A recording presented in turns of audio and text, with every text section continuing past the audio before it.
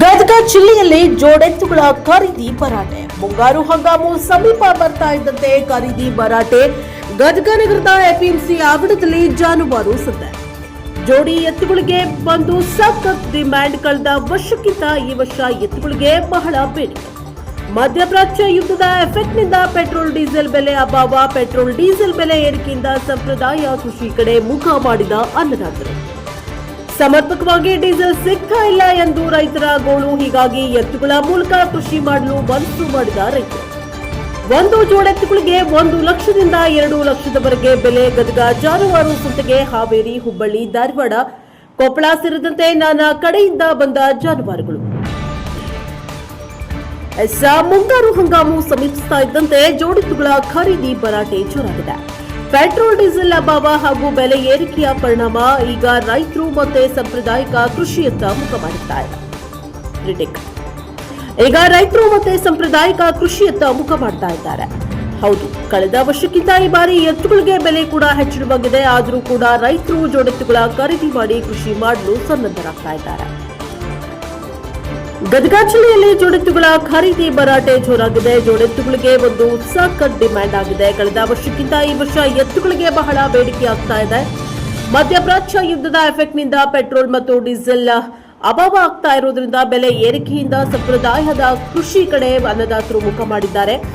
ಮಧ್ಯಪ್ರಾಚ್ಯದ ಯುದ್ಧದ ಎಫೆಕ್ಟ್, ತೈಲ ಬೆಲೆ ಏರಿಕೆ ಆಗಿದೆ. ಅದರಲ್ಲೂ ಇವಾಗ ಜಮೀನು ಹದ ಮಾಡೋ ಸಮಯ. ಈ ಸಮಯದಲ್ಲಿ ರೈತರಿಗೆ ಸಕಾಲಕ್ಕೆ ಡೀಸೆಲ್ ಸಿಗ್ತಾ ಇಲ್ಲ. ಮುಂದಿನ ದಿನಗಳಲ್ಲಿ ಇನ್ನು ಪೆಟ್ರೋಲ್ ಡೀಸೆಲ್ ಅಭಾವ ಆಗುತ್ತೆ ಎನ್ನುವ ಉದ್ದೇಶದಿಂದ ಸಂಪ್ರದಾಯದ ಕೃಷಿ ಕಡೆ ಅನ್ನದಾತರು ಮುಖ ಮಾಡಿದ್ದಾರೆ.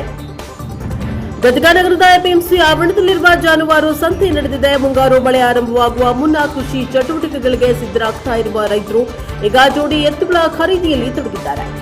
ಜಾನುವಾರು ಸಂತೆಗೆ ಆಗಮಿಸಿದ ರೈತರು ಎತ್ತುಗಳ ಮೈಕಟ್ಟು, ಶಕ್ತಿ ಹಾಗೂ ಕೆಲಸ ಮಾಡುವ ಸಾಮರ್ಥ್ಯವನ್ನು ಪರಿಶೀಲಿಸಿ ಖರೀದಿಗೆ ಮಾಡ್ತಾ ಇದ್ದಾರೆ. ಹಾವೇರಿ, ಹುಬ್ಬಳ್ಳಿ, ಧಾರವಾಡ, ಕೊಪ್ಪಳ ಸೇರಿದಂತೆ ವಿವಿಧ ಜಿಲ್ಲೆಗಳಿಂದ ವ್ಯಾಪಾರಿಗಳು ಹಾಗೂ ರೈತರು ಉತ್ತಮ ತಳಿಯ ಎತ್ತುಗಳನ್ನು ಸಂತೆಗೆ ಕರೆತಂದಿದ್ದಾರೆ. ಜೋಡೆತ್ತುಗಳಿಗೆ ಈ ಬಾರಿ ಭರ್ಜರಿ ಡಿಮ್ಯಾಂಡ್ ಕಂಡು ಬಂದಿದ್ದು, ಉತ್ತಮ ಜೋಡಿ ಎತ್ತುಗಳಿಗೆ ಲಕ್ಷಾಂತರ ರೂಪಾಯಿ ಬೆಲೆ ಕೇಳಲಾಗ್ತಾ ಇದೆ ಅಂತಾರೆ ರೈತರು. ಇನ್ನು ಪೆಟ್ರೋಲ್ ಮತ್ತು ಡೀಸೆಲ್ ಬೆಲೆಯಲ್ಲಿ ಏರಿಕೆಯಾಗ್ತಾ ಇರುವುದು ರೈತರ ಮೇಲೆ ದೊಡ್ಡ ಹೊರೆಯನ್ನ ತಂದಿದೆ. ಅದರ ಜೊತೆಗೆ ಕೆಲವೆಡೆ ಡೀಸೆಲ್ ಸಮರ್ಪಕವಾಗಿ ಲಭ್ಯವಾಗ್ತಾ ಇಲ್ಲ ಅನ್ನುವ ಆರೋಪವೂ ಕೂಡ ಕೇಳಿ ಬರ್ತಾ ಇದೆ. ಟ್ರ್ಯಾಕ್ಟರ್ ಸೇರಿದಂತೆ ಯಾಂತ್ರಿಕ ಕೃಷಿಗೆ ಅಗತ್ಯವಿರುವ ಇಂಧನ ವೆಚ್ಚ ಹೆಚ್ಚಾದ ಕಾರಣ ಅನೇಕ ರೈತರು ಮತ್ತೆ ಸಾಂಪ್ರದಾಯಿಕ ಕೃಷಿಯತ್ತ ಮರಳುತ್ತಾ ಇದ್ದಾರೆ. ಹೀಗಾಗಿ ಹೊಲ ಉಳುಮೆ, ಬಿತ್ತನೆ ಸೇರಿದಂತೆ ವಿವಿಧ ಕೃಷಿ ಕಾರ್ಯಗಳಿಗೆ ಜೋಡೆತ್ತುಗಳನ್ನು ಬಳಸಲು ರೈತರು ಆಸಕ್ತಿಯನ್ನ ತೋರಿಸ್ತಾ ಇದ್ದಾರೆ. ಒಂದು ಉತ್ತಮ ಜೋಡೆತ್ತುಗಳಿಗೆ 1 ಲಕ್ಷದಿಂದ 2 ಲಕ್ಷ ರೂಪಾಯಿವರೆಗೆ ಬೆಲೆ ನಿಗದಿಯಾಗಿದ್ದು, ದುಬಾರಿ ಬೆಲೆಯ ನಡುವೆಯೂ ಕೂಡ ರೈತರು ಖರೀದಿಗೆ ಮುಂದಾಗ್ತಾ ಇದ್ದಾರೆ. ಜಾನುವಾರು ಸಂತೆಯಲ್ಲಿ ಈ ಬಾರಿ ರೈತರ ಸಂಖ್ಯೆ ಹೆಚ್ಚಾಗಿದ್ದು, ಉತ್ತಮ ತಳಿಯ ಎತ್ತುಗಳನ್ನು ಖರೀದಿ ಮಾಡ್ತಾ ಇದ್ದಾರೆ. ಟ್ರ್ಯಾಕ್ಟರ್ನಿಂದ ಉಳುಮೆ ಮಾಡಲು ಡೀಸೆಲ್ ಸಮರ್ಪಕವಾಗಿ ಸಿಗ್ತಾ ಇಲ್ಲ ಎಂದು ರೈತರು ಹೇಳ್ತಾ ಇದ್ದಾರೆ. ಇನ್ನು ಕೃಷಿ ಕಾರ್ಯಗಳು ಸುಗಮವಾಗಿ ನಡೀಬೇಕೆಂದ್ರೆ ಎತ್ತುಗಳೇ ಉತ್ತಮ ಅಂತಿದ್ದಾರೆ ಅನ್ನದಾತರು.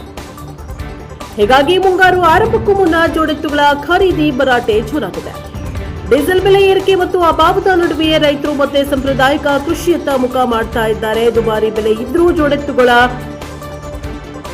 ಖರೀದಿಗೆ ರೈತರು ಮುಂದಾಗಿರುವುದು ಕೃಷಿ ಕ್ಷೇತ್ರದ ಬದಲಾವಣೆಯ ಸಂಕೇತವಾಗಿ ಕಾಣ್ತಾ ಇದೆ. Bureau report, Ganesh TV, Gadag. ಏನು ಪರಿಸ್ಥಿತಿ ಏನೈತೇನ್ರಿ, ಡೀಸೆಲ್ 23 ರೂಪಾಯಿ ಮತ್ತೆ ಹೆಚ್ಚು ಮಾಡ್ಯಾರ್ರಿ. ಪೆಟ್ರೋಲ್ ಹೆಚ್ಚಾಗೈತಿ, ಡೀಸೆಲ್ ಹೆಚ್ಚಾಗೈತಿ, ಅಕ್ಕಿ ಬ್ಯಾಳಿ ಎಲ್ಲ ಹೆಚ್ಚು ಮಾಡ್ಯಾರ. ಗೊಬ್ಬರದ್ದು ಹೆಚ್ಚಾಗೈತಿ. ಮತ್ತು ಖರೀದಿ ಮಾಡಕ್ ಬಂದ್ರೆ ಈಗ ಎತ್ತು ರೊಕ್ಕ ಇದ್ದವನ್ನ ತಗೋಬೇಕು. ರೊಕ್ಕ ಇಲ್ದವ ಮನೆಗೆ ಸುಮ್ಮನೆ ಹೋಗ್ಬೇಕು ನೋಡಿ. ರೇಟ್ ಅನ್ನಕೇನು 2 ಲಕ್ಷ 1.5 ಲಕ್ಷ ಎತ್ತಿನ ಮ್ಯಾಗ ಹೆಂಗೆ ಎತ್ತು ಚಲೋ ಅದು ಹಂಗೆ ರೇಟ್ ಹೆಚ್ಚೈತ್ರಿ. ನೀವು ನೋಡಿರಿ ನಮಗೆ ಒಂದಿಲ್ಲ ಸುಮ್ಮನೆ ನಿಂತೇವ್ರಿ. ಅಲ್ಲಿ ಮತ್ತೆ ಟ್ರ್ಯಾಕ್ಟರ್ ಮಾಡ್ತಿದ್ರಿ ಮೊದಲೆಲ್ಲ? ಟ್ರ್ಯಾಕ್ಟರ್ ನಿಂದಿಸ್ಬಿಟ್ಟಿವ್ರಿ ಸೈಡ್. ಮತ್ತು ಡೀಸೆಲ್ ಆಗ ತಿಂಗಳಿಗೆ ಒಮ್ಮೆ ಇವ್ರು ಹೆಚ್ಚು ಮಾಡ್ಕೊಂತ ಹೊಂಟ್ರ. ಮತ್ತು ರೈತರಿಗೆ ಅನುಕೂಲ ಆಗೋದಿಲ್ಲ ರೀ. ಯಾವುದು ಈಗ ಬೆಂಬಲ ಬೆಲೆ ಕೊಟ್ಟವ್ರದ್ದು ಇನ್ನೂ ರೊಕ್ಕ ಅವ್ರ ಅಕೌಂಟಿಗೆ ಹಾಕಿಲ್ಲ. ಮತ್ತು ಏನು ರೈತರಿಗೆ ಯಾರಿಗೆ ಏನು ಹೆಚ್ಚು ಬೆಳೆಗೆ ಪರಿಹಾರ ಬಂದಿಲ್ಲ, ಯಾವುದು ಬಂದಿಲ್ಲ. ಈಗ ನೀವು ಕೃಷಿ ಮತ್ತೆ ಎತ್ತಿನ ಯಾಕೆ ಖರೀದಿ ಮಾಡ್ಬೇಕು ಅನಿಸ್ತೀಗ? ಬಾಳೆ ಮತ್ತು ಈಗ ಎತ್ತಿನ ಬಾಳೆ ಮಾಡಿದ್ರೆ ಏನೋ ಒಟ್ಟು ಅನುಕೂಲ ಆಕತ್ರಿ, ಉಳಿತೈತಿ, ರೈತರು ಬದುಕ್ತಾರ. ಈ ಟ್ಯಾಕ್ಟ್ರಿಗೆ ಅಂದ್ರೆ ಮತ್ತೆ ಇದು ಹೊಗೆ ಆಗಿ ಹೋಗ್ಬಿಡ್ತೈತಿ, ಹಾವಾಗಿ ಏನೂ ಅನುಕೂಲ ಆಗೋದಿಲ್ಲ. ಅದಕ್ಕಾಗಿ ಎತ್ತಿನ ತಗೋಬೇಕಂತ ಬಂದೇವ್ರಿ. ರೇಟ್ ಹೆಚ್ಚಾಗ್ಬಿಟ್ಟೈತಿ. 2 ಲಕ್ಷ 1.5 ಲಕ್ಷ 180 90 ಅವೇನು 10 ಲಕ್ಷದ ಮಟನೂ ಹೋಗ್ಯಾವ್ರಿ ಎತ್ತುಗಳು. ದೊಡ್ಡ ರೇಟ್ ಆಗ್ಬಿಟ್ಟ. ದೊಡ್ಡ ರೇಟ್ ರೀ. ನಿಮ್ಮ ಹೆಸರು ಸರ್? ನನ್ನ ಹೆಸರು ಗಣಪತಿ ರೀ. ಈಗ ನಾವು ಹೇಳ್ಬೇಕಂದ್ರೆ ಎತ್ತಿನ ರೇಟು ಎಲ್ಲ ತವಲಿ ಹೆಚ್ಚಾಗತ್ತೆ.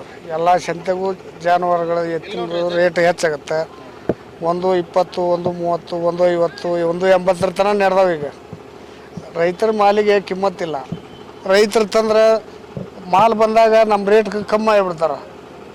ತಾವು ಕೊಡೋದಾತಂದ್ರೆ ಹೆಚ್ಚಿಗೆ ಕೊಡ್ತಾರೆ. ರೈತರಿಗೆ ಒಟ್ಟ ಬೆಂಬಲ ಇಲ್ಲ. ನಾವು ರೈತರ ಬೆನ್ನೆಲು ಬೆಂತಾರ. ರೈತರು ಬೆನ್ನೆಲು ಬಲ್ಲ, ರೈತರನ್ನ ಚೆಂಡು ಮುರ್ತಾರೆ ಇವರು. ಮೋದಿ ಅವರು ಕರೆ ಕೊಟ್ಟರು ಮೊನ್ನೆ, ಹ್ಞೂ ರೀ, ಪೆಟ್ರೋಲ್ ಕಡಿಮೆ ಮಾಡಿ. ಈಗ ರೈತರೆಲ್ಲರೂ ಮತ್ತು ಕೃಷಿ ಕೆಲಸ ಈಗೆಲ್ಲ ಈಗೆಲ್ಲ ಹೆಂಗಾಗತ್ತೆ? ಈಗ ಡೀಸೆಲ್ ಸಿಗೋಲ್ದಲ್ರಿ, ಏನು ಮಾಡೋದು? ಡೀಸೆಲ್ ಸಿಗೋಲ್ದು, ಗಾಡಿ ಮನಾಗ ನಿಂತಾವ್ರಿ. ಹಾಂ, ನಿನ್ನೆ ಇಲ್ಲಿದ್ದ ಹೋಗಿ ಗಡಕ್ಕೆ ಹೋಗಿ ತೊಗೊಂಬಂದಿವ್ರಿ. ಹಾಂ, ಇಲ್ಲಿ ಡೀಸೆಲ್ ಸಿಗ್ಲಾರ್ದಕ್ಕೆ ರೇಟು ಜಾಸ್ತಿ ರೀ. ಹಾಂ, ಮತ್ತು ಇಲ್ಲಿದ್ದ ಗಾಡಿ ಬಾಡಿಗೆ ಮಾಡ್ಕೊಂಡು ಹೋಗಿ ಡೀಸೆಲ್ ತರಬೇಕು, ತಂದು ಬಾಳೆ ಮಾಡ್ಕೊಂಡು ತಿನ್ಬೇಕು. ಮತ್ತು ಅದು ಹೆಂಗಾಗತ್ತೆ ರೀ ಸರ್? ಎತ್ತಿನ ಮಾಡ್ಬೇಕಂದ್ರೆ ರೇಟ್ ಎತ್ತಿನ ಜಂಪ್ ಆಗಿಬಿಟ್ಟವು, ಎಲ್ಲವೂ ತುಟ್ಟಿ ಆಗಿಬಿಡತಿ. ಹೇಗೆ ನಮ್ಮ ರೈತರಿಗೆ ಗೋಳಾಟ ಹೆಚ್ಚಾಗೈತಿ.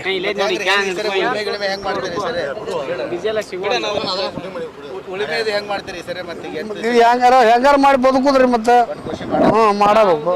ರಾಜ್ಯ ಸರ್ಕಾರದಿಂದ ಯಾವುದೋ ಅನುದಾನ ಬಂದಿಲ್ಲ. ರಾಜ್ಯ ಸರ್ಕಾರದಿಂದ ಬಂದಿಲ್ಲ, ಕೇಂದ್ರ ಸರ್ಕಾರದಿಂದನೂ ಬಂದಿಲ್ಲ. ಈಗ ಒಂದು ಕಡೆ ಈಗ ರೈತರಿಗೆ ನೋಡ್ರಿ, ಏನೋ ಮುಂಗಾರಿ ಬಿತ್ತನೆ ಮಾಡಕಂತಂದ್ರೆ ಟ್ರ್ಯಾಕ್ಟರ್ ಎಲ್ಲ ತಗೊಂಡು ಈಗ ಗೊಬ್ಬರ ಬೆಲೆನೂ ಹೆಚ್ಚು ಮಾಡಿಬಿಟ್ಟಾರೆ. ಎಲ್ಲ ತವಲಿ ಟ್ರ್ಯಾಕ್ಟರ್ ಎಲ್ಲ ತಗೊಂಡು ಹೋಗಿದ್ರಿ. ಟ್ರ್ಯಾಕ್ಟರ್ ಹರಿಸ್ಬೇಕು, ಬಿತ್ತನೆ ಮಾಡಬೇಕು ಅಂತ. ಅದು ಕೂಡ ಈಗ ಬಾಡಿಗೆ ಹೌದು, ದೊಡ್ಡ ಬಾಡಿಗೆ. ಇನ್ನೊಂದು ಈಗ ಎತ್ತು ಹೋಗ್ಬೇಕಂದ್ರೆ ಎತ್ತು ಹೆಂಗ್ ಮತ್ತೆ ಹಿಂಗಾರ ಪರಿಸ್ಥಿತಿ ಹೆಂಗೆ ಇದ್ದಂಗೆ ಮಾಡ್ಕೊಂಡು ಜೀವನ ತಗೊಳ್ಳೋದ್ರಿ. ಮತ್ತೆ ಹೌದಲ್ರಿ ಸರ್? ಬಿತ್ತನೆ ಮಾಡಕ್ ಹೋದ್ರೆ ಟ್ರ್ಯಾಕ್ಟರ್ ಹೆಂಗ್ ಕೇಳ್ತಾರೆ ಈಗ ಎಲ್ಲ ಬಾಡಿಗೆ? ಎಕರೆಗೆ 1200, 1300 ಕೇಳ್ತಾರೆ. ಮತ್ತು ಅವ್ದು ರೇಟ್ ಡೀಸೆಲ್ ರೇಟ್ ಹೆಚ್ಚಾಗಿತ್ತಾವ. ಅವರು ಮತ್ತೆ ಕಮ್ಮಿ ಕೇಳೋರಲ್ಲ. ಹಾಂ, ಅದನ್ನ ಮಾಡೋದ್ರಿ. ಎತ್ತಿನ ತೊಗೊಂಡ ಮಾಡ್ಬೇಕು ಅನ್ನೋ ವಿಚಾರದಾಗ ಬಂದೀವ್ರಿ. ಈರಪ್ಪ ದಳವಾಯಿ, ಸಾಕಿನ ಜಾಲ ಬದ.